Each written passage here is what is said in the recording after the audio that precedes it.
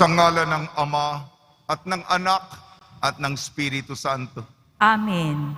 Ang pagpapala ng ating Panginoong Jesucristo, ang pag-ibig ng Diyos Ama at ang pakikipagkaisa ng Espiritu Santo naway sumainyong lahat. At sumayo rin. Unang Biyernes ng panibagong buwan, tayo po'y nagdadasal para sa isa't isa. Napakadami po ang humihingi ng intensyon, petisyon, kahilingan.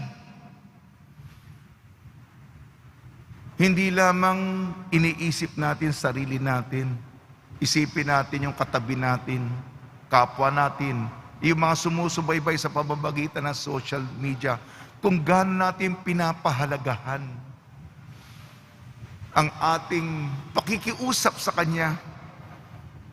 Tayo po'y lumapit sa Panginoon upang tayong lahat tayo magkakapatid ay paboran, sagutin, tulungan sa ating mga hinihingi. Naghahanda po tayo. Semana Santa sa susunod na Biyernes, Biyernes Dolores. Nasa dambana natin ang imahe ng Mater Dolorosa. Unang araw natin ngayon. 7 araw, pinagninilayan ang mga hapis ni Maria. Lahat tayo may problema, lahat tayo may suliranin, lahat tayo may pinagdaraanan. Sinasamahan tayo ng mahal na Birhing Maria, Mater Dolorosa, ang hapis, iyak, luha, panaghoy, lamentasyon. Mabibigat sa ating puso. Mga kapatid, aminin po natin ating mga kasalanan upang tayo maging marapat gumanap sa banal na pagdiriwang. Inaamin ko Sa makapangyarihang Diyos at sa inyo mga kapatid, na luba akong nagkasala sa isip, sa salita at sa gawa, at sa aking pagkukulang, kaya isinasamo ko sa mahal na Birhing Maria, sa lahat ng mga anghel at mga banal, at sa inyo mga kapatid, na ako'y ipanalangin sa Panginoong ating Diyos. kaawaan tayo ng makapangyarihang Diyos, patawarin tayo sa ating makasalanan at patnubayan tayo sa buhay na walang hanggan. Amen. Panginoon, kaawaan mo kami. Panginoon, kaawaan mo kami. Kristo, kaawaan mo kami. Kristo, kaawaan mo kami. Panginoon, kaawaan mo kami. Panginoon, kaawaan mo kami. Manalangin tayo. Ama naming makapangyarihan, ipinaglalaan mo kami ng kaukulang tulong na sa aming kahinaan ay iyong itinutugon. Ang iyong kaloob sa ikapagpapatawad ng mga kasalanan ay makamtanawa namin ng buong kaligayahan. Sa pagtanggap namin ito, kami naway makapamuhay ayon sa inaasahan mo sa pamamagitan sa Kristo kasama ng Espiritu Santo magpasawalang hanggan. Amen. Magsiupo muna ang lahat. Pagbasa mula sa aklat ng karunungan. Sinabi ng masasama, tambangan natin ang mga taong matuwid, pagkat hadlang sila sa ating mga balak. Ipinamumukha nila sa atin ang pagsuway sa kautusan, at sinasabing tayo'y nagkasala laban sa ating kaugalian. Ipinamamarali nilang nakikilala nila ang Diyos, at sinasabing sila'y anak ng Panginoon. Sila ang nagbibigay sa atin ng mga problema. Makita lang natin sila'y balisa na tayo, pagkat kaiba ang gawain nila at pamumuhay. Ang palagay nila sa atin ay mababang-mababa at nandidiri sila sa ating gawain. Sinasabi nilang kaligayahan ang wakas ng matuwid at ipinagmamagaling na sila'y anak ng Diyos. Tingnan natin kung ang salita nila'y magkakatotoo, kung ano ang mangyayari sa kanila pagkamatay nila. Kung ang mga matuwid ay anak nga ng Diyos, sila ay tutulungan niya at ililigtas sa mga kaaway. Subukin natin silang dustain at pahirapan upang malaman natin kung hanggang saan ang kanilang kagandahang asal. At kung hanggang kailan sila makatatagal, subukin nating ibingit sila sa kamatayan. Yamang ang sabi nila ay iingatan sila ng Diyos. Iyon ang usapan ng masasama, ngunit sila'y nagkakamali, pagkat binubulag sila ng kanilang kasamaan. Hindi nila natalos ang lihim na panukala ng Diyos. Hindi sila umasa sa gantimpala ng kabanalan. Hindi naisip ang magandang wakas ng malinis na pamumuhay. Ang salita ng Diyos. Salamat sa Diyos. Sa Diyos, hindi mabibigo ang mga nagsisiphayo. Sa Diyos ay hindi mabibigo ang mga nasisiphayo. Nililipol ng Diyos yaong masasama hanggang sa mapawi sa isip ng madla. Agad dinirinig daing ng matuwid. Inililigtas sila sa mga panganib. Sa Diyos hindi mabibigo ang mga nasisiphayo. Tumutulong siya sa nasisiphayo. Ang walang pag-asa'y hindi binibigo. Ang taong matuwid, masuliranin man, sa tulong ng poon, agad maiibsan. Sa Diyos hindi mabibigo ang mga nasisiphayo. Kukup-kupin siya ng lubos-lubusan, kahit isang butoy hindi magagalaw. Mga lingkod niya'y kanyang ililigtas, sa napakukup-kup siyang mag-iingat. Sa Diyos hindi mabibigo ang mga nasisiphayo. Magsitayo po ang lahat.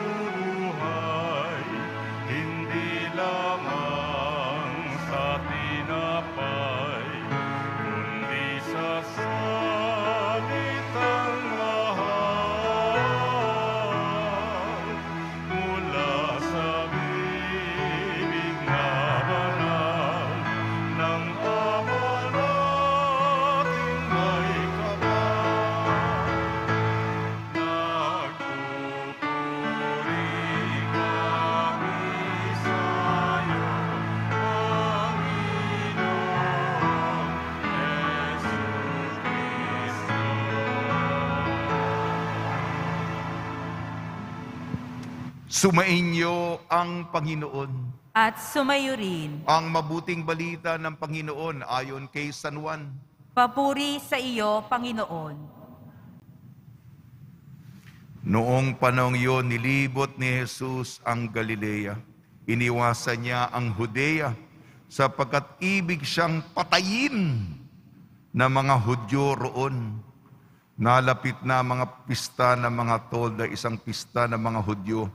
Pagkaalis ng kanyang mga kapatid, si Jesus may pumunta rin sa pista, ngunit hindi hayagan. Sinabi ng ilang mga taga-Jerusalem, hindi ba ito ang taong gusto nilang patayin? Ayan, lantaran siyang nagsasalita, ngunit wala silang sinasabi laban sa kanya. Baka naman nakikilala ng mga pinuno na siya nga ang Mesiyas. Walang makaalam kung saan magmumula ang Mesiyas pagparito niya. Ngunit alam na naman natin kung saan nagmula ang taong ito. Kaya't nang nasa templo si Jesus at nagtuturo, malakas niyang sinabi, "Ako ba'y nakikilala ninyo? Alam ba ninyo kung saan ako nagmula? Hindi ako naparito sa ganang akin lamang. Ang totoo, ang siyang nagsugo sa akin. Ngunit hindi ninyo siya nakikilala. Nakikilala ko siya sapagkat ako'y mula sa kanya at siya ang nagsugo sa akin. tinang kanilang dakpin siya, ngunit walang nangahas, sapagkat hindi pa niya oras. Ang mabuting balita ng Panginoon. Pinupuri ka namin, Panginoong Hesukristo. Magsiupo muna po ang lahat. Ngayong unang Biyernes na ginugunita natin ang awa ng Panginoon sa buhay natin, binabati po namin kayo sa pagpapala, pagbibindisyon, pagbibiyaya, pagkakaloob ng napakaraming grasya mula sa ating napakabait na nuestro, Padre Jesus Nazareno. Simple lamang ang aral. Iwasan ng masama, gumawa ng mabuti, magpakabuti. Ito po pinakapundasyon. Yung pagiging tao natin.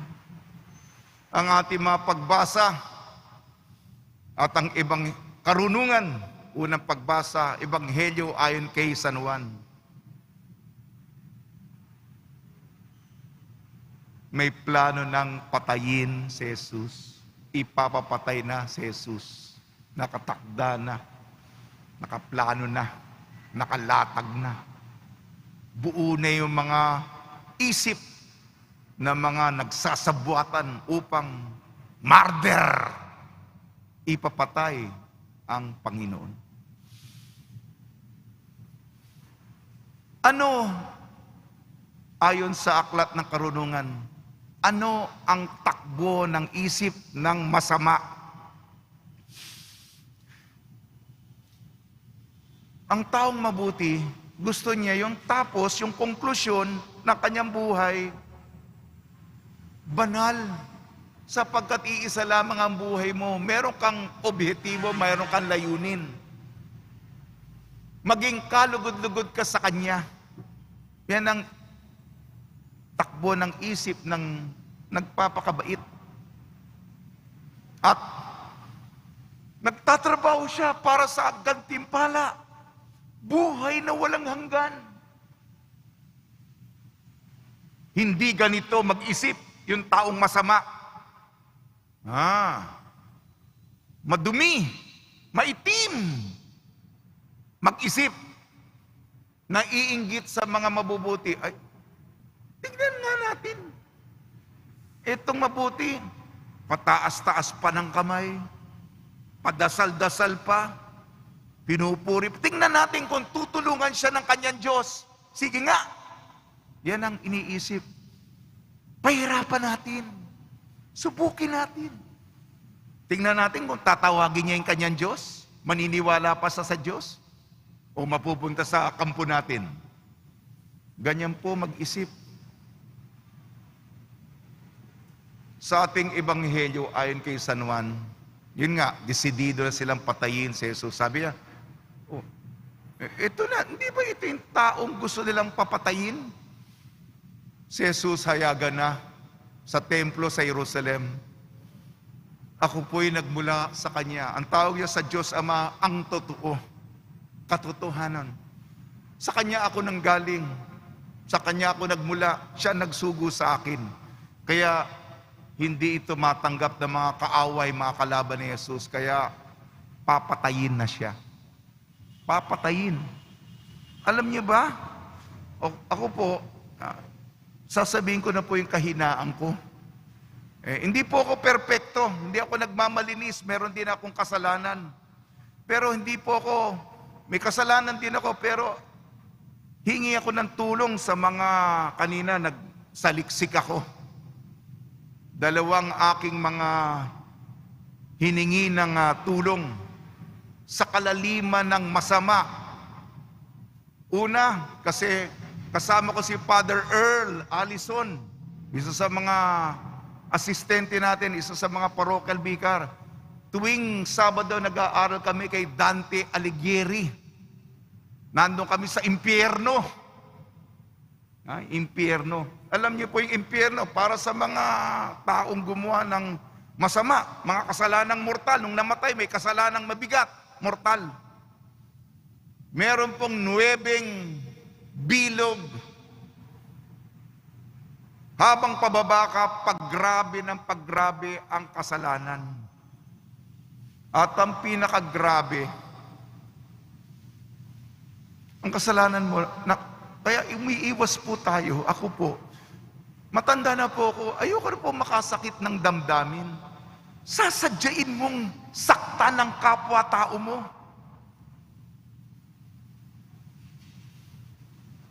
Ang pinaka grabe na bilog sa impyerno ayon kay Dante Alighieri, yung katabi mo na si Satanas, ang panlilinlang, ang panloloko. Kilala mo, kasama mo, kaibigan mo, yan ang pagtatraidor. Di bali kung di mo kilala kasama mo. Meron kayong pinagsamahan at pinili mong bumaligtad. Pagtatraidor. Yung mga prinsipyong pinaniniwalaan mo, binaligtad mo. Kaya katabi mo si Satanas. Yan ang pinakagrabe. Isa pa, yun na kay Dante Alighieri, isa na lang po. Isa sa mga paborito kong santo, si Saint Thomas More. Santo Tomas More. Meron siyang naging martir siya, meron siyang kasamang kaibigang martir, si Saint John Fisher, si San Juan Fisher, obispo. Kanina binasa ko yung kanyang libro, yung pagninilay. Gusto ko ibahagi sa inyo. Hindi po ako eksperto sa paano tayo pasama ng pasama. Paano natin malalaman? Kung yari, napunta ka sa kasalanan, para matigil natin. Kasi, yung nga sinabi ng aklat ng karunungan, yung mga masasama, bulag sa kanilang kasamaan. Akala nila, porket nakikita ba? Ba ginagawa niya yan? O di, marami kaming gumagawa. O di, okay pala. Bulag sa kasamaan. Sabi ni San Juan Fisher, kung nakakasanayan mo na yan, kaugalian mo na, ginagawa mo ng regular ang kasalanan. Isa pa, kung humahanap ka ng oportunidad, naisip ba? May oportunidad na gagawin mo uli yung kasamaan nun.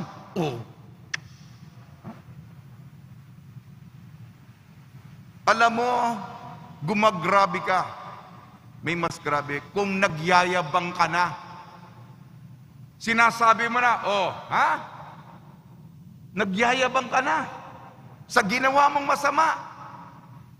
Ibig sabihin, palala ng palala ka. At ang grabe pa, ay tinuturuan mo yung mga kausap mo na gumawa ng masama. Alam mo na gumagrabe ka kung tayo'y nagpapakatao. Tayo po'y yung tumutulong. Pero may kahayupan sa sarili natin. Hayop ka! Animal ka! Di ba expression natin yan? Pinapairal mo yung kahayupan. Hayop ka! Animal ka! Yung tao, yung dignidad ng tao, yun ang niyuyurakan mo. Binabaliwala mo. Pinapairal mo. Pinapalabas mo. Yung hayop ka. At grabe sa lahat kung sabihin sa iyo, demonyo ka. Yun ang sinasabi ng santong ito, Saint Thomas Fisher.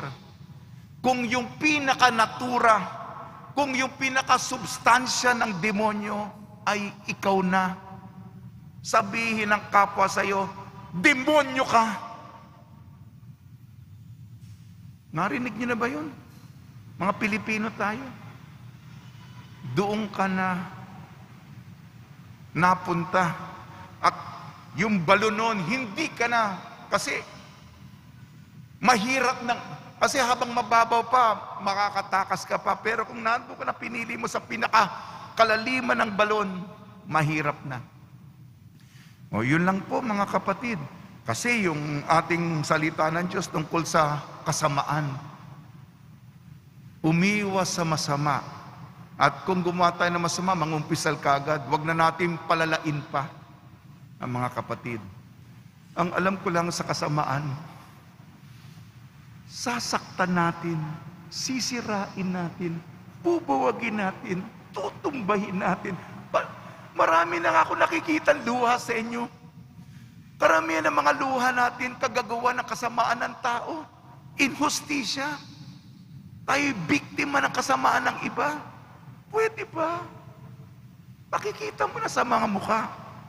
Magpakabait naman tayo.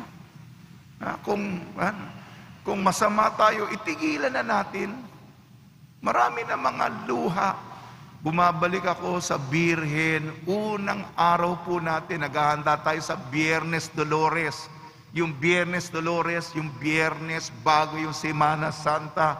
At ngayon ng unang araw, yung 7 Hapis ni Maria. Nakikita ng nanay, yan ang nakikita. Hindi ka ba sensitibo? Hayop ka ba? O tao ka? Kung tao ka na nakararamdam, sensitibo sa damdamin ng tao, tularan natin ang puso ni Maria. Sige, sa tulong ni Maria, Mater Dolorosa, Birhen ng Hapis at ni San Jose, nakaisa niya, nawa po ay iwasan na po natin ang kasamaan. Sabi nga ni San Francisco de Assis, tuwing nasasarapan tayo sa ating makasalanan, nilalatigo muli natin si Jesus. Ulitin ko po, tuwing nasasarapan ka sa iyong mga piniling kasalanan, nilalatigo mo sa ang likod ng Panginoon. Tayo mga deboto, isipin natin yun. Tulong ni Maria at ni San Jose at mga santong nagtumutulong sa atin, iwasan natin ang iwasan natin ang masama, gumawa ng mabuti, alang-alang sa ating Nuestro Padre Jesus Nazareno. Amen.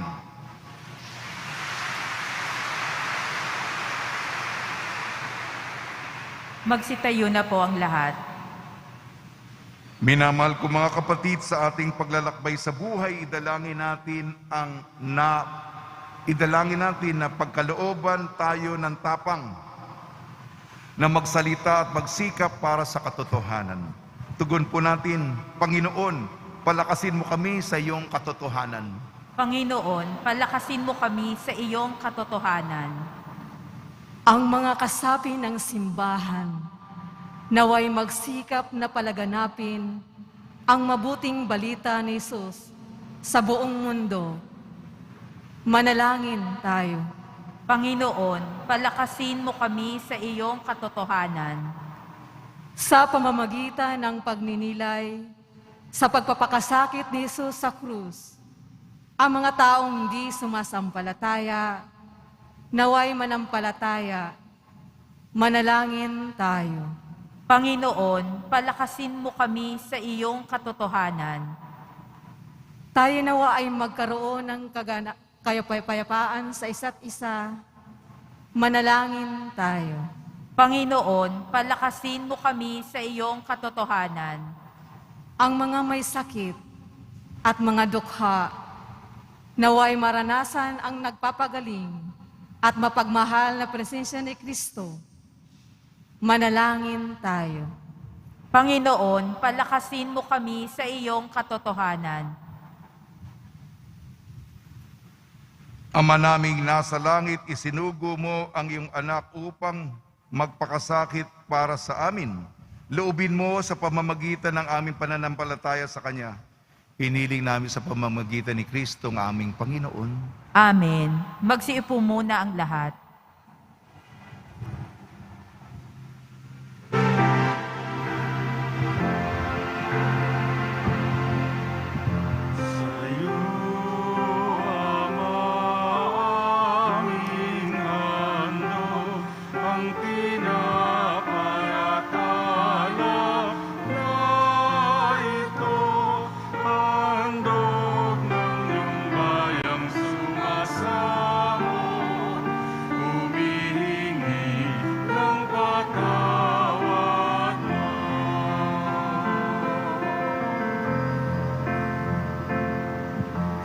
pagsunod sa utos mo.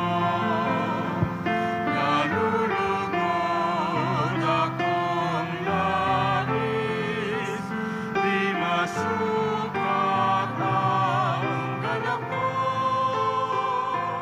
pagkat aking iniibig. Sa'yo ang aming handog, ang pinapayatana na ito, handog ng iyong bayang sumasamo, humihingi ng patawad. Magsitayo na po ang lahat. Manalangin kayo mga kapatid upang ang ating paghahain ay kalugdan ng Diyos Amang makapangyarihan. Tanggapin nawa ng Panginoon itong paghahain sa iyong mga kamay, sa kapurihan niya at karangalan, sa ating kapakinabangan at sa buong sambayanan niyang banal. Ama namin lumikha, ang paghahain ito sa ikapagpapatawad ng mga kasalanan ay siya nawang magpagindapat na kami maging lalong dalisay sa pagharap sa iyo, sa pamamagitan ng Kristo kasama ng Espiritu Santo magpasawalang hanggan. Amen. Sumainyo ang Panginoon. At sumayo rin. Itaas sa Diyos ang iyong puso at diwa. Itinaas na namin sa Panginoon. Pasalamatan natin ang Panginoong ating Diyos. Marapat na siya ay pasalamatan. Ama naming makapangyarihan, tunay nga marapat na ikaw ay aming pasalamatan sa pamamagitan ng Kristo na aming Panginoon. Sa pagbabakasakali mo kami bubuti, isinugo mo sa Kristo upang pangunahan kami. Bilang pagsunod sa iyong atas na bigay, ipinahayag ng iyong anak ang iyong kalooban, na mga api at dukha ay kanyang damayan. Ngayon ay iyong inihahandog ang pagkakataong aming maisaloob, ang kanyang ganap at kusang paglilingkod upang sa iyo'y lagi kaming makasunod. Kaya kaisa ng mga anghel na nagsisiawit ng papuri sa iyo ng walang humpay sa kalangitan, kami nagbubunyi sa iyong kadakilaan.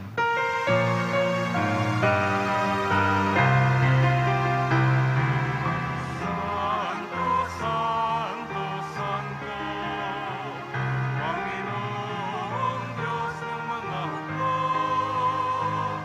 napupuno ang langit at lupa ng kadakilaan mo. Hosana, Hosana, Hosana sa kaitaasan. Hosana, Hosana, Hosana sa kaitaasan. Pinagpala ang nakaririto sa ngalan ng Panginoon. Hosana, Hosana, Hosana sa kaitaasan. Hosana, Hosana, Hosana sa kaitaasan. Magsiluhod po ang lahat. Ama namin banal, ikaw ang bukal ng tanang kabanalan. Kaya sa pamamagitan ng Espiritu, gawin mong banal ang mga kaloob na ito upang para sa amin maging katawan at dugo ng aming Panginoong Jesucristo. Bago niya pinagtiis ang kusang loob na maging handog, hinawakan niya ang tinapay, pinasalamatan kanya, pinaghati-hati niya yon, iniabot sa kanya malagad at sinabi, "Tanggapin ninyong lahat ito at kanin, ito ang aking katawan na ihahandog para sa inyo."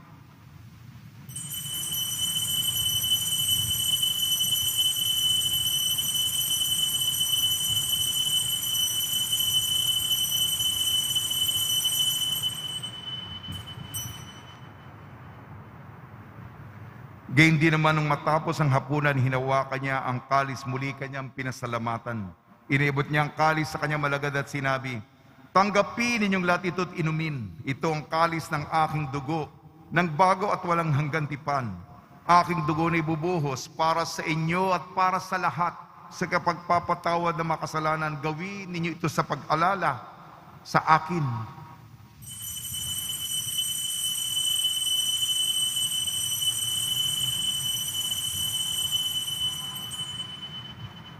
Magsitayo na po ang lahat.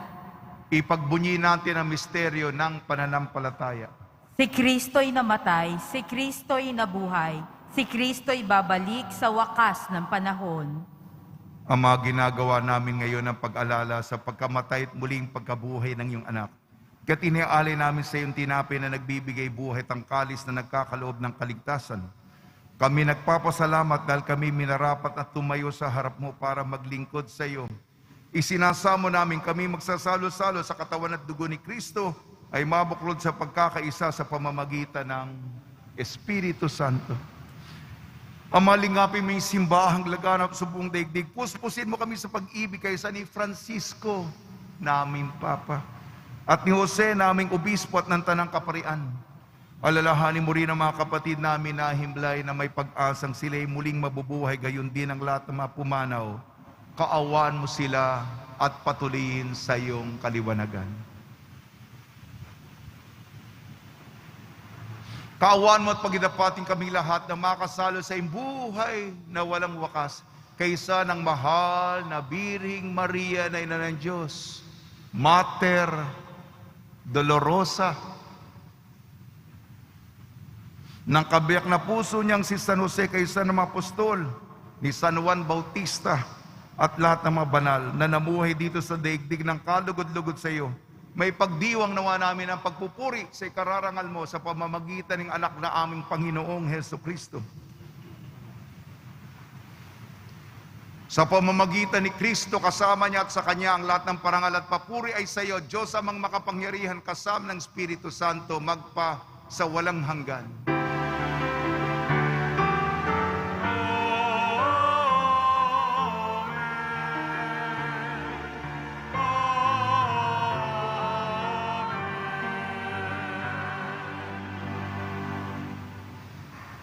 Sa tagubili na nakakagaling na utos at turo ni Jesucristo na Panginoon natin na Diyos, ipahayag natin ng lakas loob.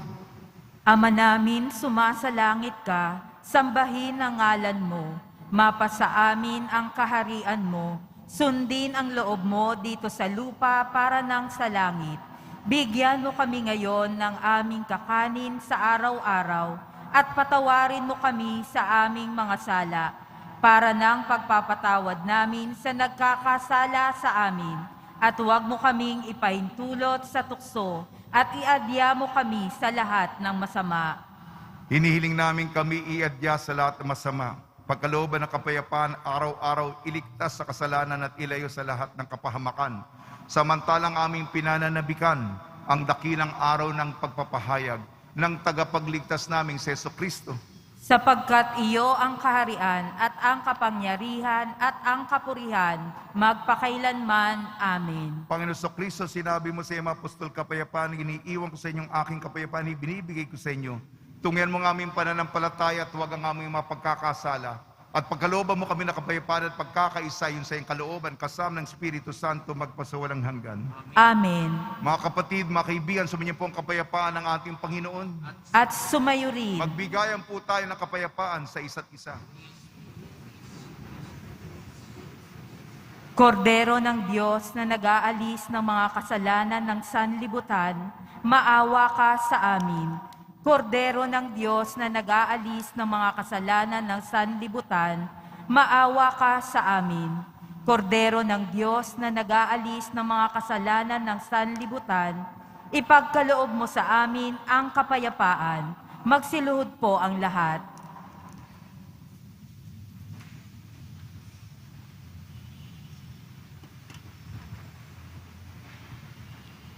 Ito ang kordero ng Diyos. Ito nag-aalis ng kasalanan ng sanlibutan, mapalad ang mga inayayahan sa kanyang piging.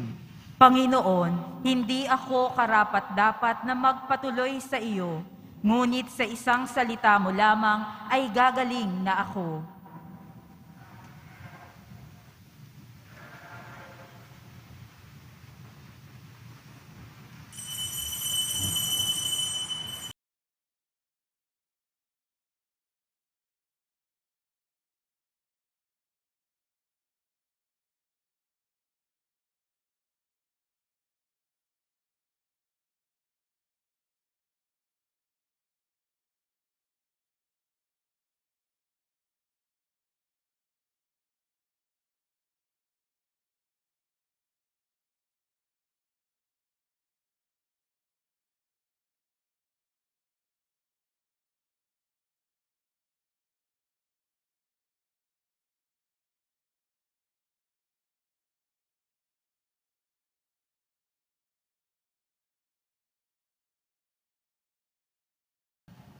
Magsitayo po ang lahat.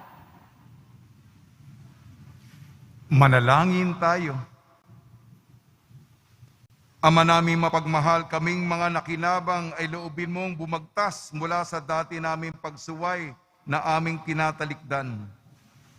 Patungo sa pamumuhay ng iyong pinababanal sa pamamagitan sa Kristo kasama ng Espiritu Santo magpasawalang hanggan. Amen.